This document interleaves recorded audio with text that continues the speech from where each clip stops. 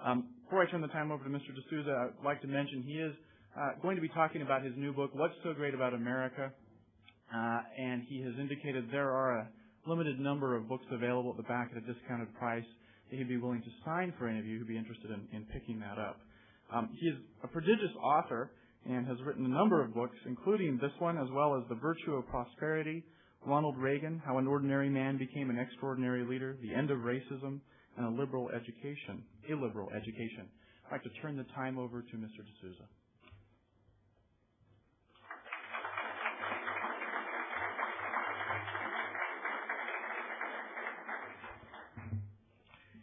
Thank you. Thank you very much. It's a pleasure for me to be here. And what I'd like to talk about is the special role of America in the world today and the enormous controversy that surrounds the position of America as the world's only superpower. We are 1 year into the war against terrorism, and we have made some military progress, it seems, in this war. And yet, I want to suggest that we have not made very much intellectual progress in understanding the nature of this conflict, the nature of the enemy, what this fight is all about. You remember that right after the terrorist attack, President Bush announced that this is not a war against Islam. Islam, he assured us, is a religion of peace. The Islamic concept of jihad, we were told, does not refer to holy war, but is a kind of moral campaign to cleanse one's inner soul.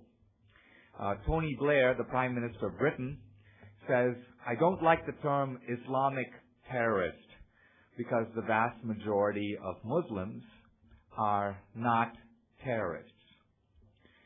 Now, I will suggest to you that all of these statements that set out the intellectual background of our understanding of this war are either dubious or manifestly untrue. For example, it is certainly true that the vast majority of Muslims are not terrorists. But isn't it also true that the vast majority of terrorists are Muslims? The Islamic concept of jihad is a fairly elastic concept. If you read the Quran and the Islamic commentaries, you read about many different types of jihad. The jihad of the pen, the jihad of the tongue. But right in the middle, right up there, you read about the jihad of the sword. And historically, the Islamic Empire, like most other empires, established itself by force. So, I think we need to step back for a moment and reconsider the true sources of this controversy. And one way to look at that is to ask this question: what is it about America's role in the world that is simultaneously the source of great magnetic attraction to many people, and yet at the same time is a source of intense hatred and repulsion on the part of others? I mean, think about it. America has this dual status in the world. Immigrants are drawn to America and come here from many different countries. You can go into a hotel in Barbados or Bombay. You find the bellhop is whistling the theme song from Titanic. So there's this fascination with the idea of America. That has to be explained. But on the other hand, you have a certain intense criticism of America. Some of it comes from European intellectuals. Some of it comes from Islamic radicals. Interestingly, some of it comes from people in America. How often do you turn on the television and you see some professor of Romance languages at Oberlin College, denouncing the United States as foreign policy, saying, listen, our foreign policy is the cause of all these problems. We have been oppressing these countries for centuries. No wonder they are lashing out at us. So it is this that I want to look at now, and I want to begin perhaps by looking at the three main schools of anti-Americanism abroad. The first school is the European school. The European school, you see it most intensely with the French. And what the French are saying is they're saying, look, we don't like the spread of America because the spread of American ideas is making the whole planet look alike. We're going to planet America. So what's going to happen to the French language and the French restaurant and the French intellectual? All of these wonderful things are being overrun by the ugly golden arches of McDonald's. So the French or the European critique is in the name of homogeneity. Okay, then you have the Asian critique. You hear it in Malaysia, in Singapore, in China.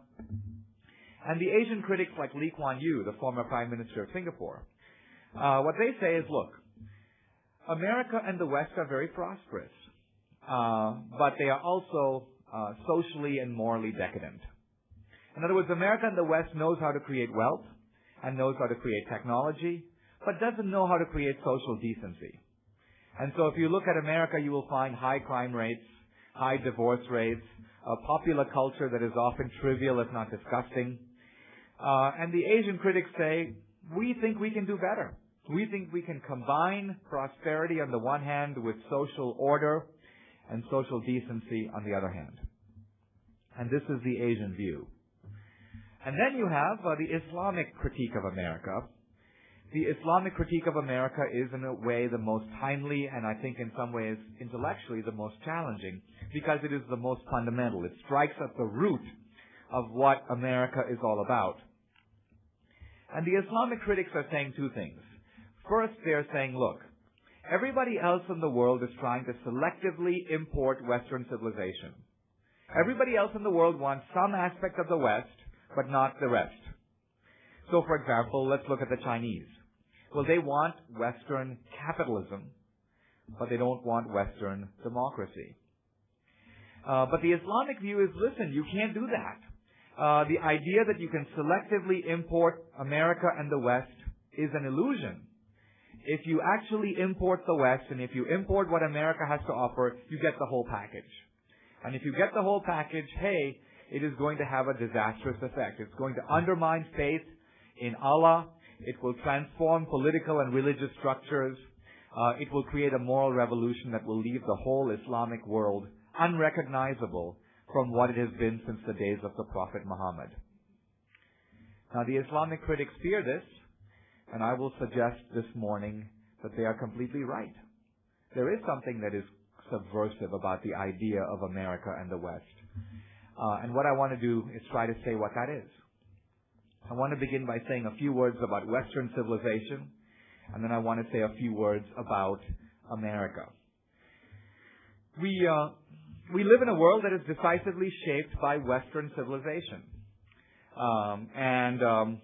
This is a little bit of a puzzle. If you enroll in the typical American school or college, you hear about the sin of Eurocentrism.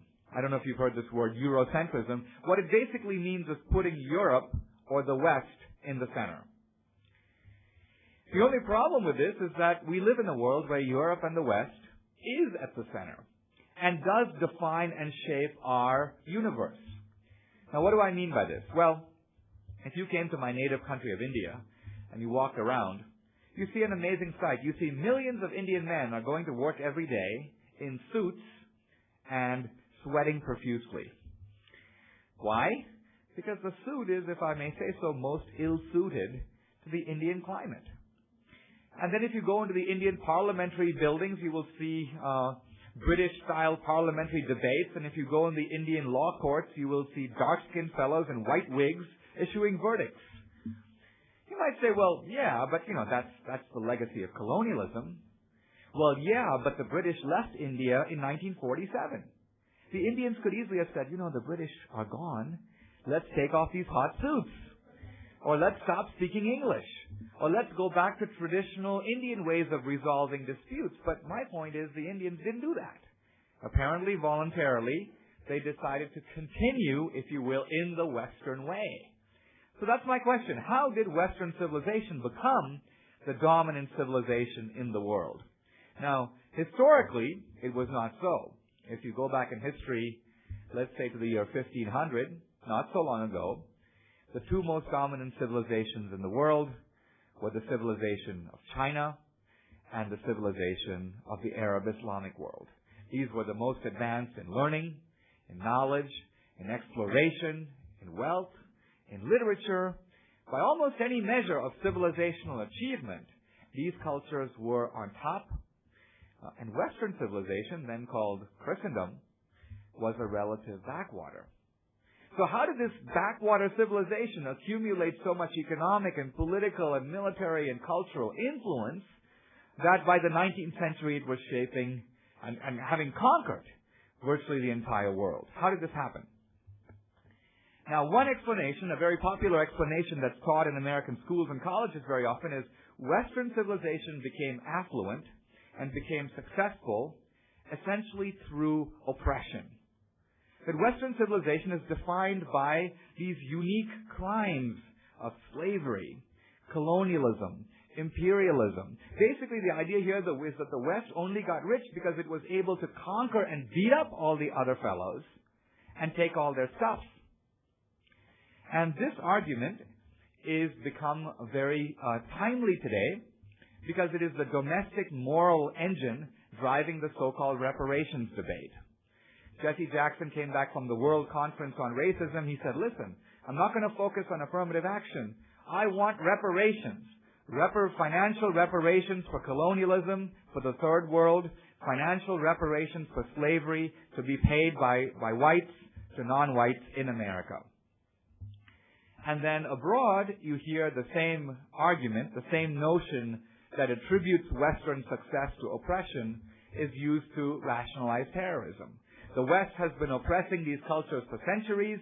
It should not be surprising when they try to lash out in a kind of belated retaliation against Western oppression. And so my question is this argument in fact true? Did the West become rich in this way? I think interestingly, if you look at history, you see that there is nothing particularly Western about slavery or colonialism. Both are, in fact, universal institutions. Consider colonialism. The British ruled India for a couple of hundred years, but long before the British came to India, India was invaded and occupied by the Afghans and the Persians and the Mongols and the Mughals and the Turks and the Arabs. I'm not a math major, but by my count, the British were something like the 8th colonial power to invade India. There's nothing Western about colonialism. And interestingly, there's nothing Western about slavery. Slavery, too, has existed in every known culture. The Chinese had it. The Indians did. The Greeks and Romans had slavery. Slavery was common all over Africa. American Indians had slaves long before Columbus arrived on this continent. So what I am saying is that there is nothing distinctively Western about slavery. In fact, what is distinctively Western is the movement to get rid of slavery. Emancipation, abolition, this is a Western idea. Never in world history outside the West has there been an anti-slavery movement ever. Now, don't get me wrong, in every slave culture, the slaves don't want to be slaves. So you've got like runaways and slave revolts in every known slave society. But what I am saying is never in world history has a group of people eligible not to be slaves, but slave owners mobilized against slavery. Think of what Abraham Lincoln said. He once said, "As I would not be a slave, so I would not be a master." Now, Lincoln doesn't want to be a slave. We understand that. But interestingly, he doesn't want to be a master either. And he's willing to expend a lot of treasure and ultimately blood to get rid of slavery. So all of this, it seems to me, gives a bit of a new light to the so-called reparations debate. My own view of reparations was rather neatly stated by, of all people, Muhammad Ali. Some of you will recall that in the 1970s, Muhammad Ali fought for the heavyweight title against George Foreman. The fight was in the African nation of Zaire. It was somewhat insensitively called the Rumble in the Jungle. Anyway, Ali won the fight and emerged victorious and returned to America. And as he got off the plane, a journalist shouted at him, "Champ, what did you think of Africa?" And Ali said, Thank God my granddaddy got on that boat. Now, think about this. This is Ali being Ali. But I want to suggest that behind this quip, Ali is making a quite interesting and provocative claim. He is saying, look, these institutions of slavery and colonialism were oppressive for the people who lived under them. True. But by a strange paradox of history, they have left their descendants better off. In other words, what he is saying is that my grandfather living in India might have been worse off under British colonialism, but isn't it true that I, Dinesh, am better off? Isn't it true that India is in many ways better off? Think about it. India today is a democracy. The educated middle class speaks English. India, like China, is making enormous contributions to Western technology. Look at the presence of Indians in Silicon Valley. An Indian entrepreneur was just quoted saying that the computer revolution in India will realize Gandhi's dream of wiping a tear off every Indian face, which shows the degree to which India is looking to technology and American technology for its economic redemption. So what I am saying here, and then the same could be said of slavery. Obviously, the slaves were much worse off as a result of slavery. But is Jesse Jackson worse off? Here's a guy who flies around in a private jet. His son is a congressman. Isn't it true that he is 100 times better off? And by the way, not just materially. I'm also talking about in terms of freedom, being able to speak his mind, being able to vote, than any comparable group of Africans on the continent of Africa. Okay, I've said a few words about the West, and I want to say a few words about America, and then open the floor for some discussion. The question I want to ask about America is, why is America simultaneously so attractive and so repulsive? Why do some people love it and other people hate it? Now, to answer this question, I began by reading some of the immigrant literature in America, being myself an immigrant to this country. And the immigrant literature in America says that immigrants come to America for one basic reason: to make money, to get rich. And this argument, by the way, is very popular with the critics of America because it attributes the appeal of America to greed. And yet I want to suggest that this is a partial and a narrow and perhaps even a wrong view of what is truly significant and appealing about America. Now, there is a small grain or molecule of truth in this claim. What is the molecule of truth? Well, the molecule of truth is this, that more than any other country, including, by the way, all of Europe, America provides a remarkably good life to the ordinary guy. What I mean is that the rich guy lives well anywhere in the world. Think about it. If you're a rich guy, you're going to thrive anywhere.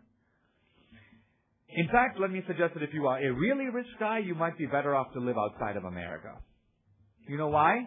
Because you can buy some stuff abroad with money that you can't buy in the United States.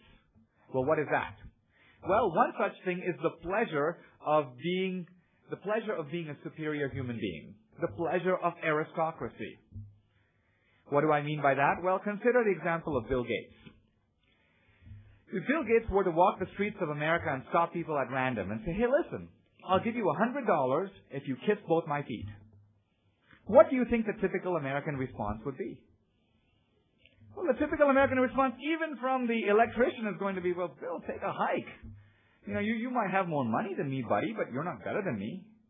In other words, money buys you a lot of stuff, but it doesn't in America buy you the right to be better than anyone else.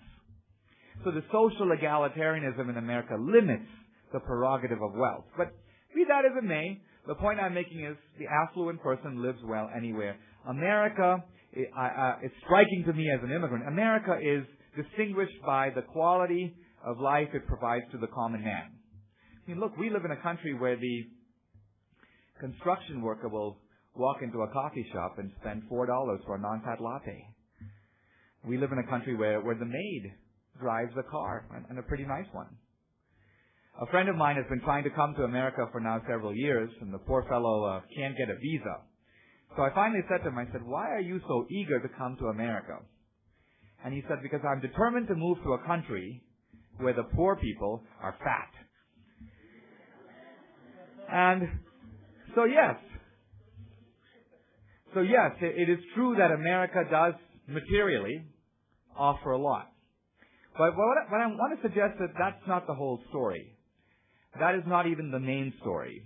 Not long ago, I asked myself a very simple question.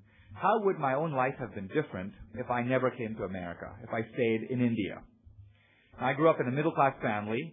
My father's a chemical engineer, my mom a housewife. I didn't have great luxuries, but I didn't lack for necessities either. And while my life is better materially in America, it's not a radical difference. In fact, my life has changed a lot more in other ways. See, if I had stayed in India, I would probably spend my whole life within a 1-mile radius of where I was born. I would have married a girl of my identical social and religious and caste and ethnic background. I would today, without a doubt, be a doctor like my grandfather, or an engineer like my dad, maybe a computer programmer. And I would have a whole set of opinions and views on religion and politics and society that could be easily predicted in advance. So what am I saying? What I'm saying is my destiny would to a large degree have been given to me. Not that I would have no choice, but the choice is within confined parameters. In America, by contrast, to the degree that probably most of us take for granted, in America, by contrast, by and large, you get to write the script of your own life. In America, your life is like a blank sheet of paper, and you are the artist. In America, your destiny isn't given to you, it's constructed by you. So this, it seems to me, this idea of being the architect of your own destiny, this is the hugely important idea behind the appeal of America. And it is especially appealing to the young.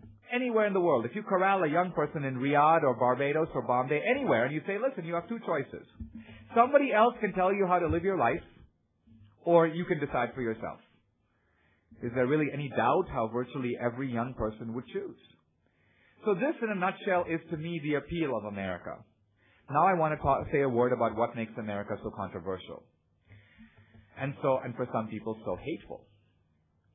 Part of the dispute focuses on foreign policy. And many people abroad, certainly in Europe, some in the Arab world, some in America, say American foreign policy, America may be a good country, but American foreign policy is despicable. Because American foreign policy is basically based on hypocrisy. Essentially, America talks about one thing and does another. America talks about democracy and human rights, but it has supported and continues to support dictatorships and unelected regimes all over the world. In the 1970s and 80s, we supported Somoza in Nicaragua, Pinochet in Chile, the Shah of Iran, Marcos in the Philippines. Who are we supporting now? Musharraf in Pakistan, the royal family in Saudi Arabia, Hosni Mubarak in Egypt. The argument is, America can't be believed. America is hypocritical and duplicitous in its foreign policy. No wonder the rest of us are upset. Is there any merit to these criticisms?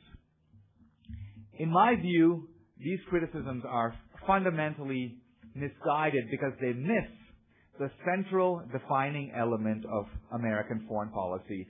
A defining element that, if you think about it, is a deeply moral element, and it is the following. American foreign policy is based on the principle of the lesser evil. The principle of the lesser evil simply states that in the real world, which is not a philosophy seminar, we are often not choosing between the good guy and the bad guy, but between the bad guy and the really bad guy. And the principle of the lesser evil says that it is sometimes, in fact, frequently permissible to ally with the bad guy to get rid of the worst guy. The classic example of this was in World War II, where we allied with a really bad guy, Stalin, to fight somebody who posed a greater threat at the time, Hitler. And if this was morally defensible, as I believe it was, then I want to suggest that many of America's alliances with tin-pot dictatorships, and they were that, were fully justifiable because they were part of a great alliance against the evil empire. The Cold War. By the way, we won the Cold War, and the world is much better off, much freer as a result. And so you might say, well, yeah, but the Cold War is over. Why are we supporting right now unelected regimes in the Muslim world? And my answer to you, once again applying the principle of the lesser evil, is, yes, I agree that Musharraf is a dictator. Yes, I agree that the election he recently held was a sham. But my question is, what is the practical alternative? What is the alternative to Musharraf? Is it Al Gore and Joe Lieberman? Well, if it were, then okay, we should support them. But what if the alternative to Musharraf is the Bin Laden guys? Then I would suggest that the principle of the lesser evil dictates that we should in good conscience support the lesser evil against the greater evil. The classic example, by the way, of the failure of a purely moralistic foreign policy was given in the 1970s. Remember, when Jimmy Carter became president, he said, I'm concerned about human rights. And by the way, I notice that we are supporting the Shah of Iran. How can I in good conscience talk about human rights when we are supporting a man who undermines human rights? I can't. Therefore, I should work to get rid of the Shah. And that's what we did. And we got rid of the Shah. And what did we get? Khomeini. We got the guy who lit the match that has set off the Islamic conflagration in the 22 countries in the Muslim world. Without Khomeini, I doubt we would have had bin Laden. So my point is, were human rights better off as a result of what Jimmy Carter did? In my view, clearly and emphatically, no. That was a disastrous failure of U.S. foreign policy. All right, I said a word about foreign policy. I now want to say a final word about virtue. Because it seems to me that at the deepest level, the Islamic critique of America, one that many American conservatives can sympathize with, is the argument that America may be materially prosperous, but it is morally rotten. That America may be an economically successful society, but in terms of values, it is unsuccessful. And the most intelligent Islamic critics of America cannot be rebutted by many of the things that we hear President Bush and other people saying. If you read all the articles about America recently, we had the 4th of July and so on, I kept reading, America is prosperous. America is free. America extends rights to women. America is pluralistic. The most intelligent of the Islamic critics would reply, well, yeah, of course America is all these things, but frankly, who cares? Those things are not the most important thing to be. American society is based on freedom, but Islamic society is based on virtue. They will say freedom is a flawed idea because freedom is frequently used badly. Look around you in American culture. Isn't it true that lots of people misuse and abuse their freedom? They will say here in the Islamic world, we might be poor, but we are trying to implement the will of God. We might be failing, but at least we are trying. And that makes us morally superior to you. So I want to leave you with this question. How does one begin to answer this kind of lofty argument? I want to leave you with my own way of answering it. I think that the Islamic premise that virtue is an important goal of society is absolutely true. I further agree with the Islamic radicals that virtue is at some level a higher principle than liberty. However, I want to suggest that what the Islamic critics are missing or ignoring is that liberty is the essential prerequisite for virtue. To put it somewhat differently, without liberty, there is no virtue. I mean, imagine the case of a woman in Afghanistan or Iran who is legally required to wear a veil, a chador. In my opinion, this woman is not modest. Why? Because she is being compelled. She is being forced. It's only when you choose freely that you can choose what is good. And so this, to me, is the real moral argument for the free society, which is not just that we are more free, even though we are, or more prosperous, even though we are, or more pluralistic, even though we are, or we treat women better, even though we do. The real moral argument for the free society is that the free society is ultimately the only society that makes provision for virtue, because a coerced virtue is not a virtue at all. It was Edmund Burke a long time ago who said, to love our country should be lovely. And what he is saying is that a true patriot, the highest form of patriotism, is not based on the idiot assertion, my country right or wrong. And the highest form of patriotism is not even based on loving your country just because it is yours. The highest patriotism, in Burke's view, is based on loving your country because it is good.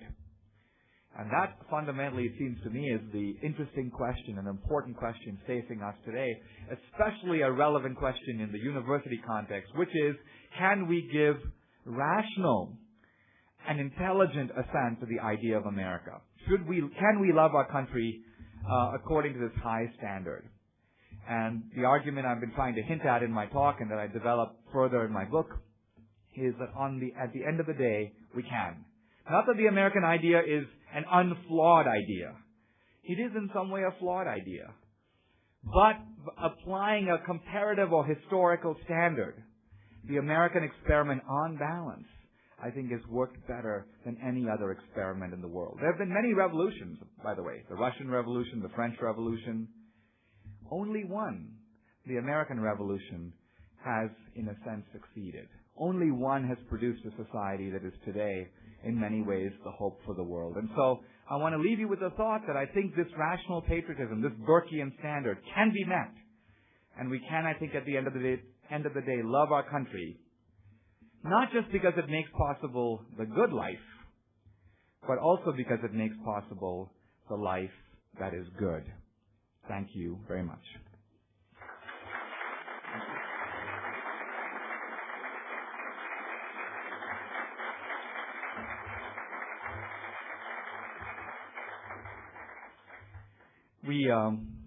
We have some time for questions, and I'd be delighted to answer any. So don't be shy.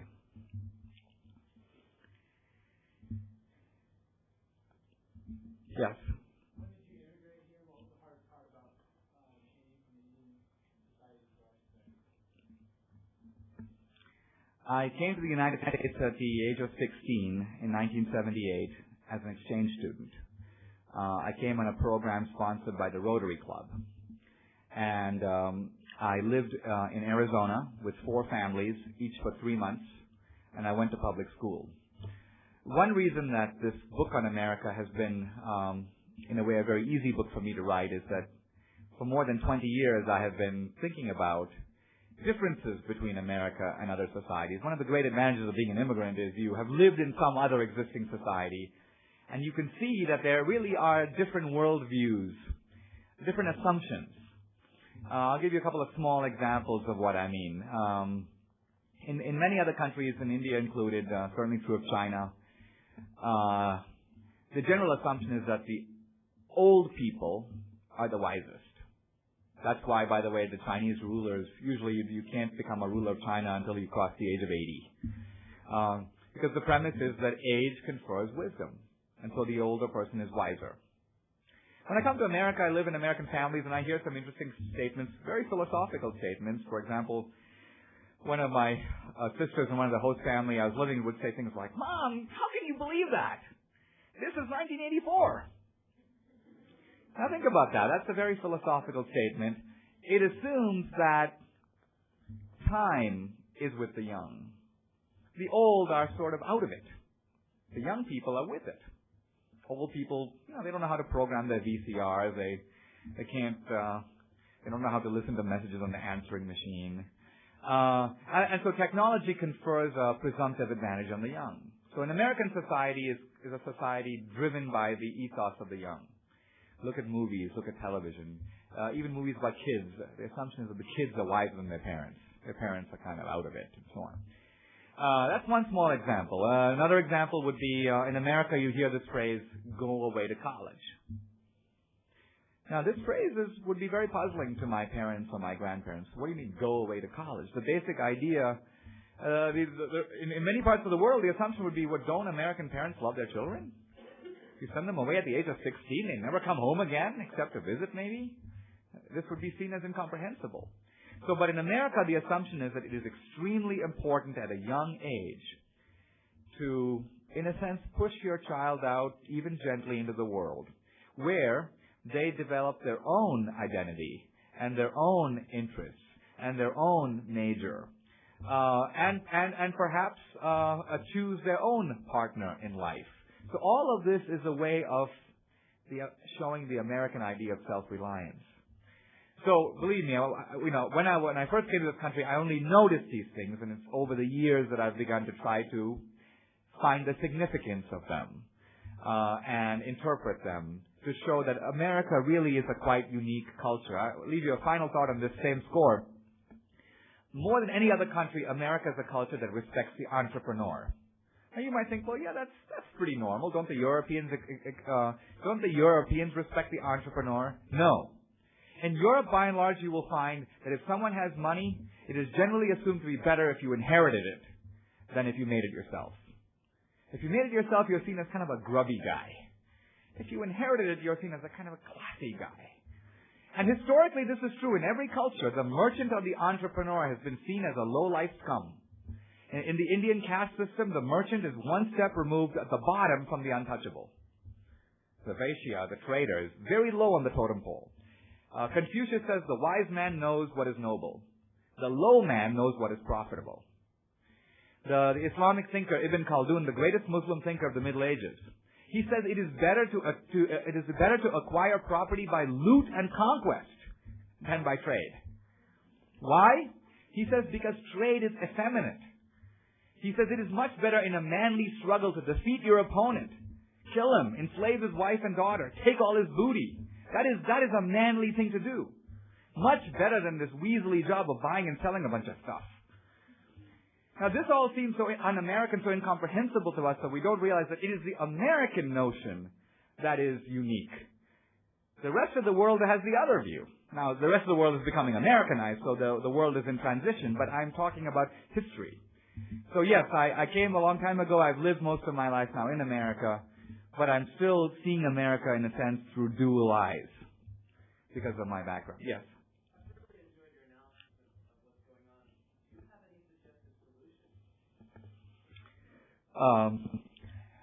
Yes, I think that the important thing to realize in policy, I learned this when I joined the Reagan White House. When I worked there, I came in as, if you will, a theoretical man, full of ideas about how to change the world. And then I realized that Reagan knew a couple of things that I didn't. One of which was, you can't change the world in 40 ways. You can change the world in 1 or 2 ways. In other words, in politics, you have to establish priorities. Second, you have theory and you have practice, and they're not the same thing. In theory, it is absolutely desirable, for example, to get rid of Saddam Hussein. In theory, it is absolutely desirable to get rid of the ruling theocracy of Iran. In theory, it is absolutely desirable to get rid of Muammar Gaddafi in Libya. Now, but that doesn't tell you what to do. It only tells you what your end or goal is. The means of getting there is based on prudence. What do I mean by that? Well, in Iran, for example, if you can believe the literature on Iran, the reports and the scholarship, it basically says that Iran has a strong middle class. That in Iran there are lots of people who are pro-Western, who want democracy, who want science, who want capitalism. So in other words, our policy can work by strengthening those democratic elements within Iran against the ruling regime. In Iraq, however, once again, if you can believe what you read, there is no real opposition. Not that people like Saddam Hussein, but he has been able to effectively knock out all the effective domestic resistance. So don't expect any kind of internal revolution from Iraq. It's not going to happen. The only way to get rid of Saddam Hussein is to get rid of him from the outside. But the problem America has is nobody else wants to do it. The Europeans basically are, sipping their cappuccinos. They don't want to get involved. The Muslim regimes, for their own reasons, don't want to get involved. So America's choice is not to do it at all or do it alone. It's not an easy choice. And that's one of the dilemmas facing American foreign policy right now is, should we do it alone or wait till we can assemble an international coalition? By the way, there are great weaknesses in establishing an international coalition. There are some advantages. But the great weakness of an international coalition was illustrated during the Gulf War. Today, if you turn on the television, you hear countless people say, well, in the Gulf War, why didn't we go all the way to Baghdad? Well, I'll tell you why. Because we had a coalition. And the coalition decided in advance that the goal of this mission is to eject Saddam Hussein from Kuwait. And as soon as he was ejected from Kuwait, the coalition heaved a sigh of relief, said mission accomplished, and called for everything to stop. And if Bush then had said, I'm going all the way to Baghdad, if Bush the father had said that, then the Europeans and the Muslim countries that were on our side in the Gulf War would have turned against us. Bush didn't want that. So the coalition limits what you can do to the consensus of the coalition. All of these are the considerations now affecting the American decision about what to do with Iraq. Okay, yes.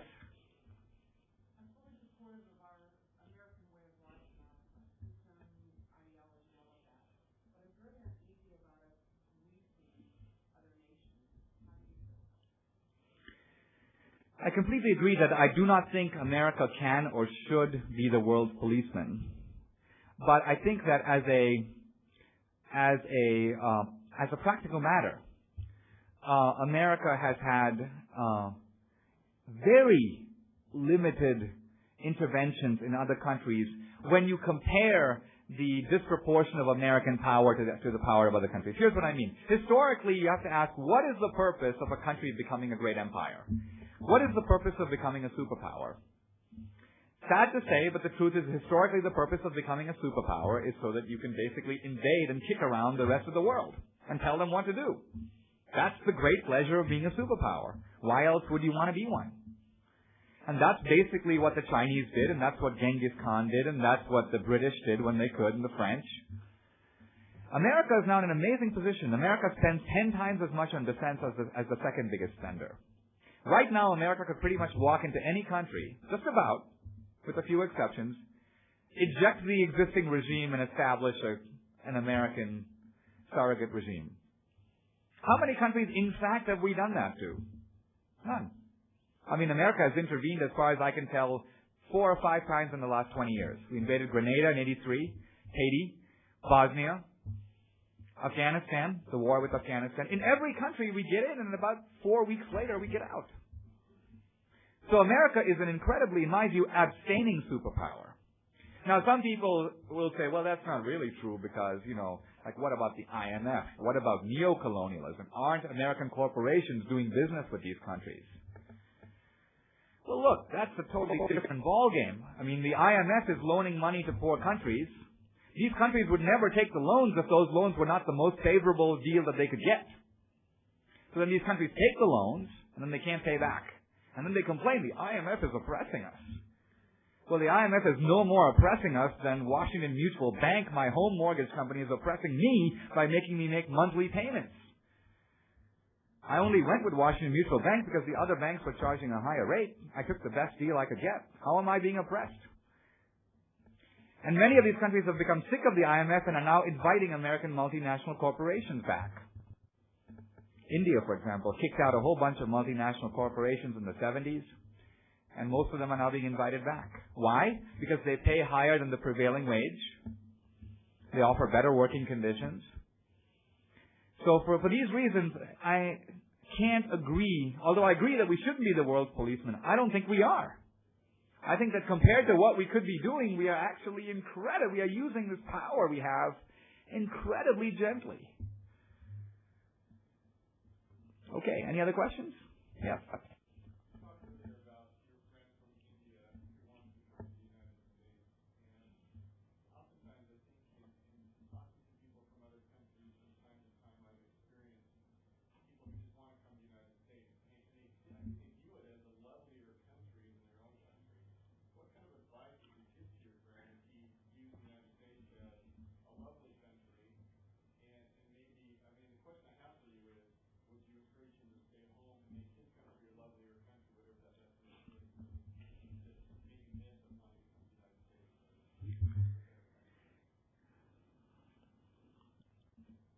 I think that if someone who is relatively well informed, I'm not talking about somebody who comes from the village to the city thinking the streets are paved with gold, but I'm thinking my friend, for example, is a well-educated guy, has lots of friends who live in Canada and Australia and the United States. By and large, it's not easy to leave one's country. One has a natural bias towards one's own country. Partly it's because your family is there. Partly it's because you have built-in affiliations. It's your local school, your community, and so on. So my point is, it takes a lot to want to pack up and leave. And one of the things I learned at Dartmouth was this notion of cultural relativism. The premise of a lot of American anthropology, the basic notion is all cultures are equal. No culture is really better or worse than any other. All cultures are sort of adaptations to their own circumstances. I believe this statement is in fact false, and this premise is false. And the immigrant is the best proof of that. Because the immigrant, if you think about it, despite his natural bias in favor of his own country, is a walking refutation of cultural relativism. Because he's leaving his own country and going to another country. And why would he do that?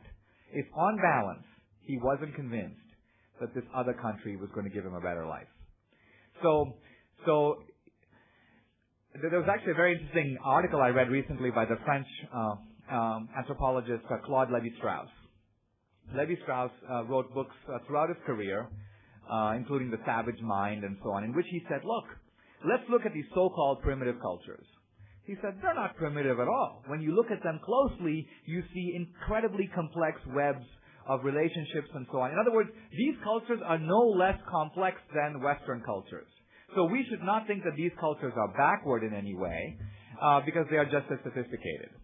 And then recently, Lévi-Strauss wrote an article in which he says, I'm very distressed because every time I go to one of these so-called primitive cultures, let's say Papua New Guinea, he says, I discover that the people in those cultures are perfectly willing to dump their own 1,000-year traditions to embrace the Western or American way of life. And he said, none of these people are fully satisfied. They are complaining about the West, but here's their complaint. The complaint isn't that they are being Westernized, but their complaint is that they are not being Westernized fast enough. They want more Western capital. They want more Western technology. And that's what all these countries are complaining about when they go to the UN. They're all these developing countries. I never hear one country go to the UN and say, listen, we are extremely poor, and we have no intention of improving our lot. We are poor but content. All these countries say we are developing, meaning we want more technology, we want the green revolution, we want advances in modern medicine, we want this, essentially we want to be Westernized, is what they're saying. So Lévi-Strauss said, listen, no matter what I think about cultural relativism, I cannot defend Papua New Guinea against the Papuans. The will of the Papuans trumps my assessment of the value of Papuan culture. Can't they decide for themselves which way of life is better for them? So all of this has thrown the traditional academic assumption of relativism, I think, into some controversy. Where that will play out, I'm not really sure. Okay. Any others? Yes.